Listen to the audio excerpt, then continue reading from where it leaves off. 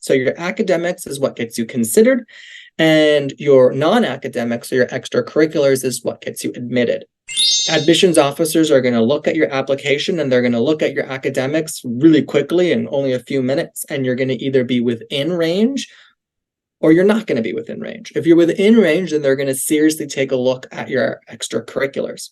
So it's really important that you have a really robust and diverse array of extracurricular activities that are going to include things like school clubs, outside of school clubs, Boy Scouts, Girl Scouts, cultural organizations, religious organizations, passions, hobbies, certifications, classes outside of school.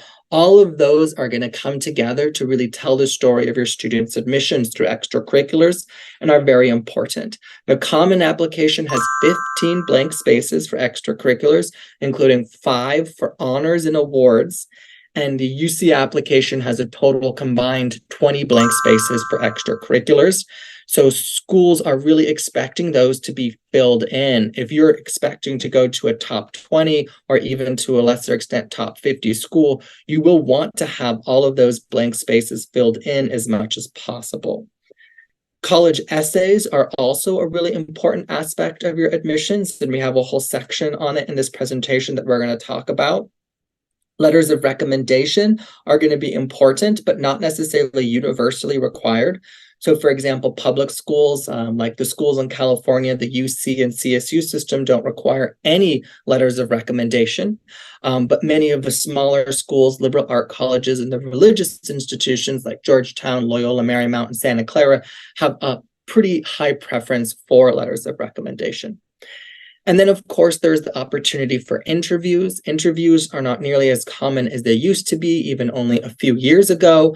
They can tend to be really costly to kind of organize these programs, and there's a significant increase in the number of applicants by the hundreds of thousands to many of these schools. So they just don't have the resources and the ability to provide interviews for everyone, although interviews are still especially common for the most high-level schools like the Ivy Leagues, and schools like the Claremont Consortium, including Pomona, Pitzer, Harvey Mudd, Scripps, and Claremont McKenna. So overall, the takeaway is that in order for you to be considered for college seriously, it's important that you have the foundations of your GPA, test scores, and your class ranking be ideally in the top 10%.